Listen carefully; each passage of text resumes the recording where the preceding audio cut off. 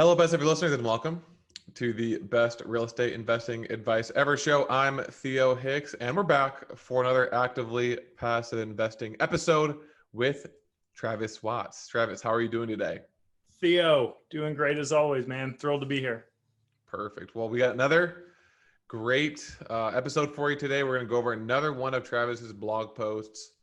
And today we're going to talk specifically about the 4 steps for achieving success in real estate and in life. And so this advice we're going to go over today can apply to your real estate business, active or passive. And this can apply to your personal life, whether that be relationships, whether that be any sort of personal goals you have, whether that be really anything, right? You can apply this to really any aspect of your life, which is what's really great about these steps. So I'm going to let Travis kind of quickly go over the 4 steps. Then we'll go dive into more detail. But I guess first, I forgot, we need to go over why Travis wrote this blog post. So Travis, let's start with that, and then we'll go into the details. I don't know why I always forget that. I always say that, and you're just like, and they go to you, and you're like, well, let's take a step back first. And so I did it myself this time. No worries. Yeah, I just like to paint a little color to it. So it's just been on my mind. This actually isn't my latest blog. This was one I wrote, I don't know, maybe 6 months ago or something like that. But it's 12 months ago. Oh, was it? Okay, yeah. So yeah. It's really, like you said, it's important whether you're active, whether you're passive, whether you're just getting started, whether you're underway and have been for a long time. This is kind of the core underlying fundamentals of being an investor, setting goals, mindset, a lot of things that we talk about on this show.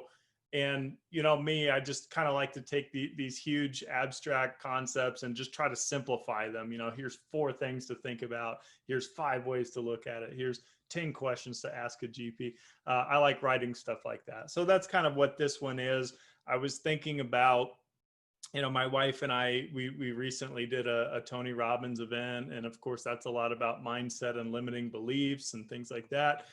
And it just reminded me of the things I did very, very wrong when I was trying to first get started. And even before I dove into real estate and realized that was the thing that was really going to hook me and I was going to move forward with. So it's really just 4 things that can help anybody and everybody. And it's something to think about. And hopefully our listeners can get some value out of these. So first, I'm just going to give the 4 steps.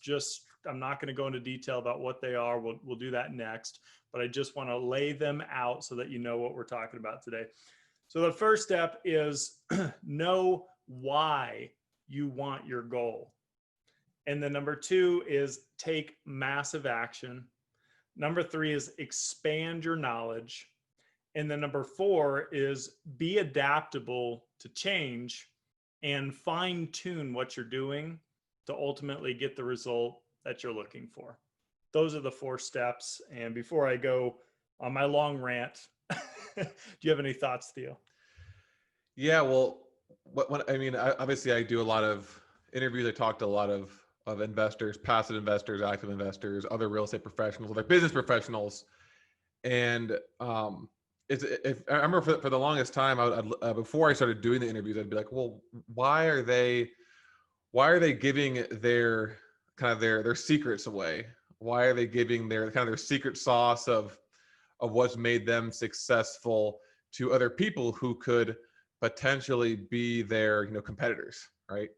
And then I kind of came to realize, not really on my own, but I've heard of at least one person that I've interviewed said this, is that, look, the reason why I talk about what I do to potential competitors is that most people aren't even going to kind of take action on it, right? I mean, the first step is actually doing something, and most people listening to this, he says, probably aren't going to do it, so they're not really going to be my competition anyways.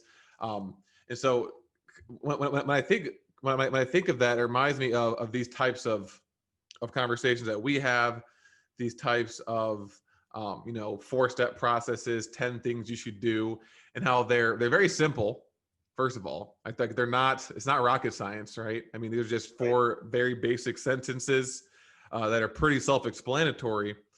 And it's something that really anyone who's successful is doing. But just because it's simple, just because it might be, you know, the secret to success, doesn't mean that every single person is going to do it. So my point is that really the kind of the overarching thing to success is actually doing something and actually taking action on what people are talking about. You can listen to these shows, you can listen to these step-by-step processes, you can hear these secrets from all of the people we interview, and it's not going to be fruitful unless we actually go out there and take action. And that, you know, as Travis says, he likes to take these really abstract things and then break them down into digestible chunks. And how I was talking before, how this can apply to anything, right? People, I mean, you can apply this to any type of real estate investing, whether it's passive or active, and be successful, right? Someone has done that. And so the goal is just to kind of just to do something, right? So if I could give just one piece of overarching advice, just to take action on something that you hear from one of these shows. And it can be starting with what we talk about today. So Travis, go on your rant, as you said. That's a great point, Theo. I actually make that a rule now. When I read a book or I'm listening to Audible or something like that, this is my rule to myself, I must take some kind of action that pertained to the knowledge that I gained from that book. Because what happens is, I found out if I just read a book passively, put it down, go on with my life, I forget, statistically, we all forget 90% of what was even in the book. And then later I think back of how much time I had spent doing that. And it feels like a complete waste of time, right? I might as well have just turned on Netflix and zoned out, right?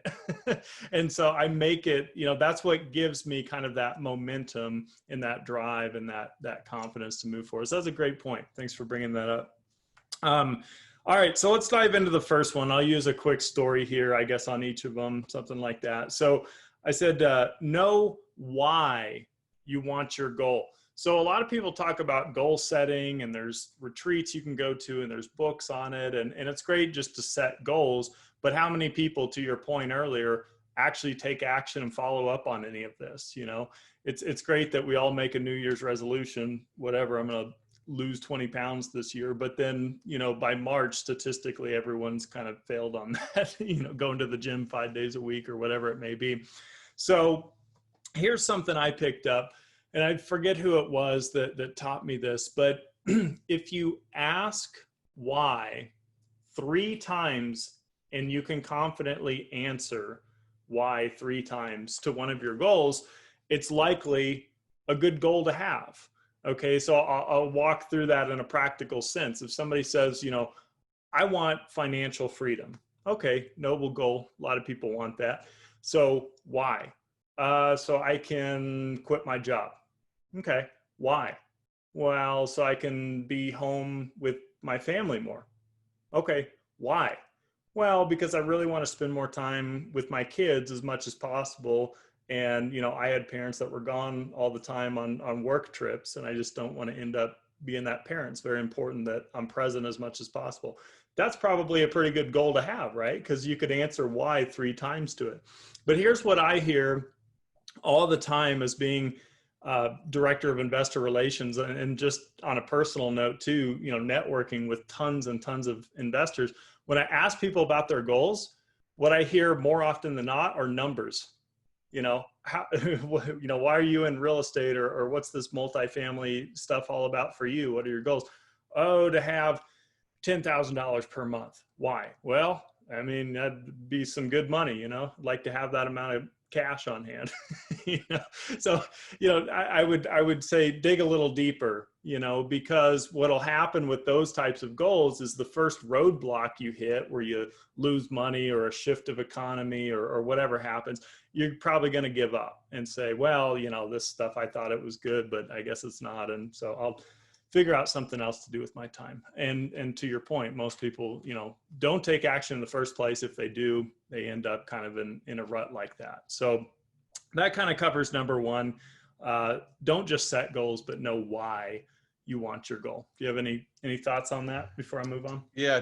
One thing based on what you said, and one thing based on what's in this blog post. So this is more just a comment, but this kind of strategy of the 3 whys or the 5 whys, whatever. I mean, a lot of corporations will do that as well for their quarterly goals, for their monthly goals. So this is something that, multi-billion-dollar companies are doing to accomplish their goals. I mean, their whys are a little bit different than what ours are going to be, but the concept still applies. And then secondly, I'll come across a lot of people that I interview who are also doing their business with their significant other, right? Their wife or their husband. Mm-hmm. And you mentioned that in your blog post. You said, I found an amazing wife that shares this same passion. This significantly amplified the action I was taking. And so, you can kind of relate to that. Now, my question for you is, what if someone has kind of the opposite? What if, someone is, let's take it from the passive investor lens, right? They are working as a doctor or whatever, and they're investing in, a 401k, and they come across, us, this show, and they want to start passively investing, and their significant other wants nothing to do with it, right? They think it's a horrible idea. They think, no, you need to keep investing in the 401k. I guess what my dad did, his grandpa did, this, what everyone says we're supposed to do. This real estate thing's not going to work. So what are some things, whether from your kind of experience talking with people or interactions you've had with your wife, that we can get our significant other on board with our real estate investing? Or I guess this applies to anything new, but specifically real estate investing. That's a great point. And I am very fortunate and grateful that my wife just genuinely has an interest in some of the same things I do, one of which is investing in real estate, which is incredible. But to that point, a lot of significant others and spouses are not. And so I do have some firsthand experience with this in my own family. So I'll take that example of, in this example, it's the husband who's very interested into the real estate and the cash flow and the passive investing and all of that. And the spouse saying, hey, this is foreign language to me. I don't get it. It seems risky. I don't want to take part. Let's not do it. Let's just keep our money in the bank, that kind of stuff. So here was the approach that was taken that was pretty much, as effective as it can be. So it was having a conversation around, okay, so what are your goals then? What are your desires? What are your long-term objectives then? Despite investing and all that, what would be some fun things you'd like to do in life or whatever? What it ended up for the wife was being able to take people on trips that could otherwise not afford to do so and spending time with them, right? So being that person who could provide the trip. And so, where that meshed together was the understanding that, okay, so if we take our money out of the bank where it's earning nothing, we put it into just a few of these real estate deals that cash flow, we could then save that cash flow that comes back to us, use that to pay for these trips.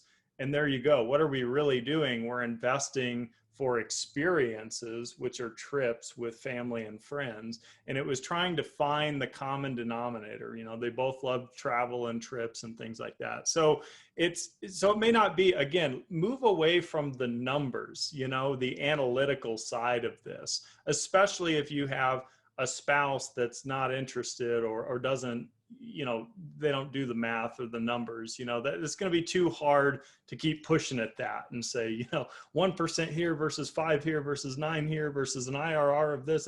You're not going to get anywhere. So just try to figure out what that could actually achieve for you in life that does matter to the other person. That's the best thing I could come up with based on my own family's experience. So yeah, I'd say another thing just to add to that I think might possibly work is to convince them through just your action, which I guess is kind of a natural segue into the next step. But if they are uncertain about the kind of future prospects of this strategy, well, if you actually do it for 6 months to a year, or do a deal and show them that it's not that big of a deal, then that will probably work better than um, showing them just a spreadsheet and saying, oh, well, if you invest your 401k in 20 years, it'll be this number. And if we invest in real estate, throwing in these arbitrary numbers, it'll be, this much more. We actually show them based off of a deal you did. I think that could also be helpful. And more so if the risk tolerance is very conservative. So what helped me a lot when I decided to go full-time passive in these apartment syndications was I sought out some mentors, meaning people who were 10, 15, 20 years beyond where I was just starting out. And they gave me kind of the inside scoop. In some cases they would show me firsthand, like on paper, like these are real deals that I've invested in. I invested this amount at this date. Here's what it's returned, blah, blah, blah. And that gave me kind of that proof of concept. I was no longer reading a book and talking theory. I was talking to an individual that was really doing this firsthand. And it gave me a lot of comfort to not just find one person who was successful, but several out of these real estate groups. And that can help too, is having group, meetings, conversations, attending maybe a conference or real estate meetup with your significant other so that you can immerse them a little more into this environment. Good point though. Yeah. Cool. All right. So number 2 is take massive action. So I know we've talked on this show before about my 2015 year where I read 52 books and I kind of went crazy with that, which again, I don't fully recommend that people do that. That was a little intense. And that was maybe massive action, two levels of it. But the point is this, I wrote down these stats the other day, which I still find astounding, but as of March 2020, we're at 7.8 billion people in the world, approximately, right? To our best knowledge. And here's what was fascinating to me about that. It took 2 million years to get to 1 billion as a population. It took another 200 years to reach 7 billion. So here's the point. It's crowded. It's competitive. Just get out there online and look around. I've been, since COVID's hit, I've gotten on, YouTube and Instagram and Facebook. And you look at these 18-year-olds and 20-year-olds that are getting, millions of views. I would say to anybody out there, go try that because it is competitive. It's fierce.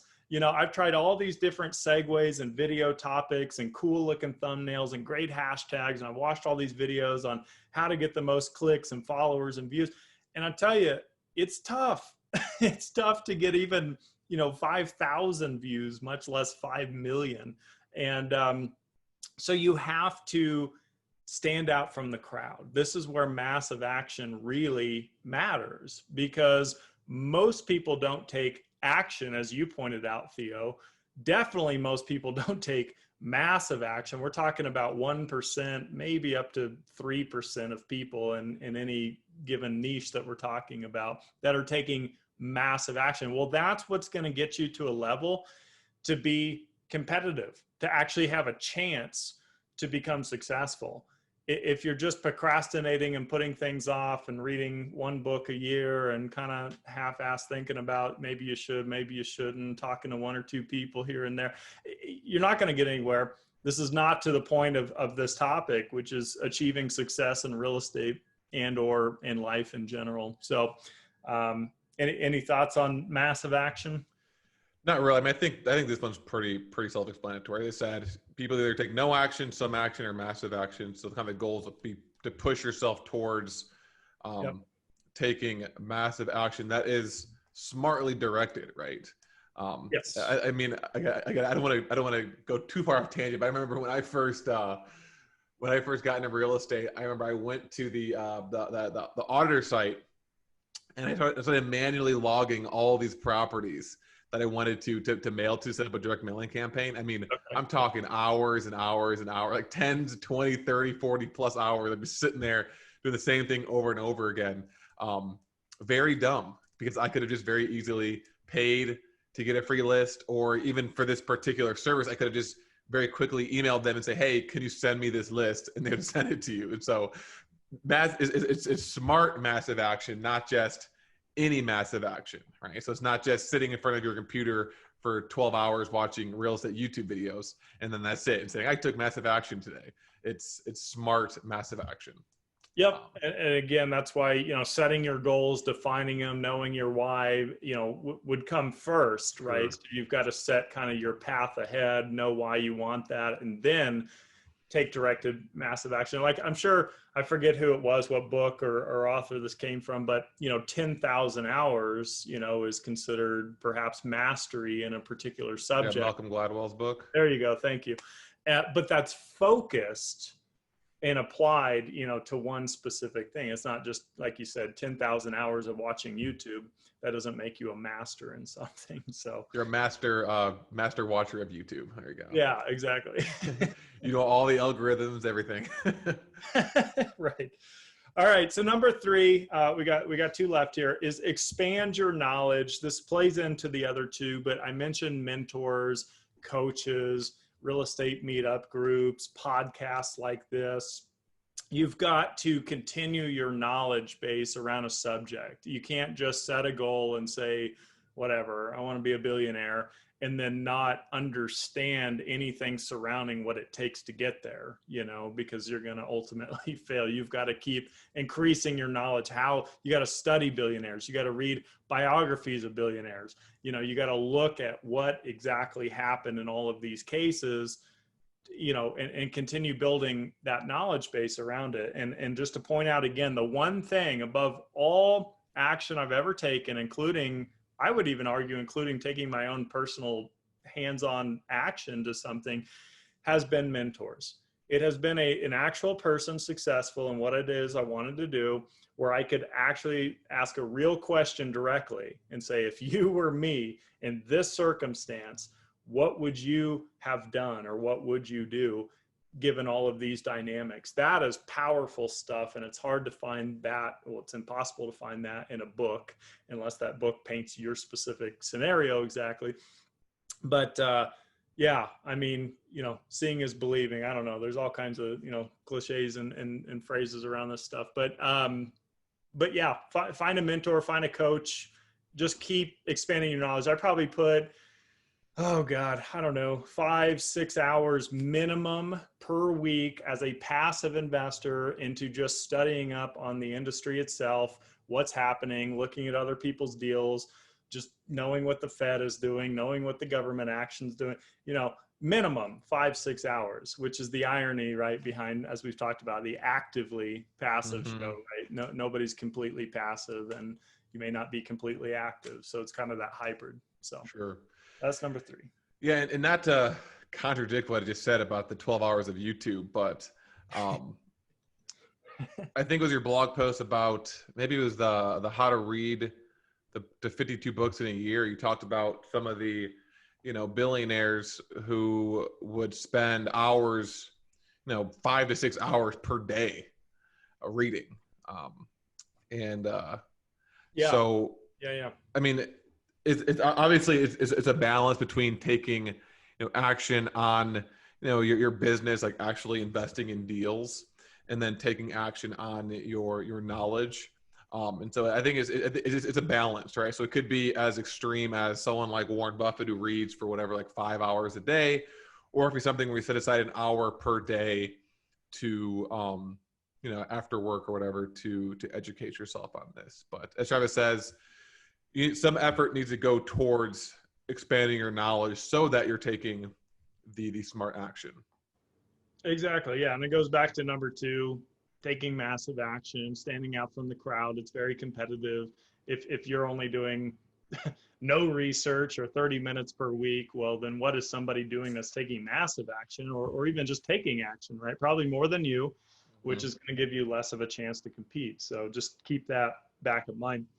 So number 4 is so relevant to today in 2020. It's being adaptable to change, and then fine tuning your process. You know, a lot of our worlds were turned upside down by March and April. You know, I had been going around to in-person events and conferences face to face, and really not a lot online or social media.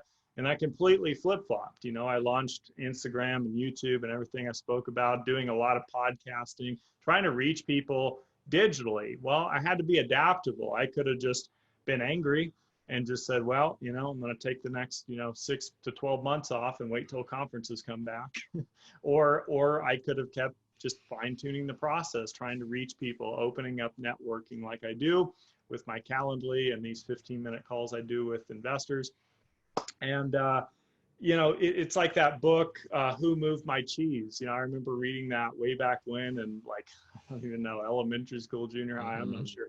And it's just such a basic concept, but it's so true. You just have to be adaptable, especially in today's technology world, automation, self-driving cars. I mean, how many people in the next 20, 30 years are going to be out of entry-level work, just because of robots and automation? So you've got to always have kind of the A and the B plan and just keep working at it, to stay productive and stay successful. So that was kind of the recap number 4, last point. Yep, a lot of people that I talked to on the podcast, they incorporate pivoting into their best ever advice and knowing when they need to change something specific in their business plan or literally change their entire business plan.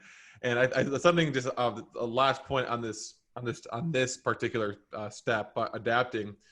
I think an episode, a syndication school episode, I guess it was released a week before. It'll be released a week before this episode airs. And so if you're listening to this in the future, go a week back. And I go over two or three different mindset habits. So one of them I really liked was from someone I interviewed named Chris Benson, and he calls it his cool guy list, a cool girl list too. And essentially, anytime he encounters someone that impresses him, whether it be on a podcast, a book, face-to-face, he writes that person's name down, and then he'll follow up with them constantly throughout the year to see what new things they're working on, what new opportunities they see on the horizon. That way, he always has knowledge. Rather from him, stumbling around the internet trying to find it himself, he just goes to these very impressive people to find out what they discovered, what they know is coming up in the future, and how they're changing and pivoting in their business to kind of account for that, so that he can do the same thing. So I don't know. I think that was a very interesting way to kind of know when and what to pivot into. Yep, 100%.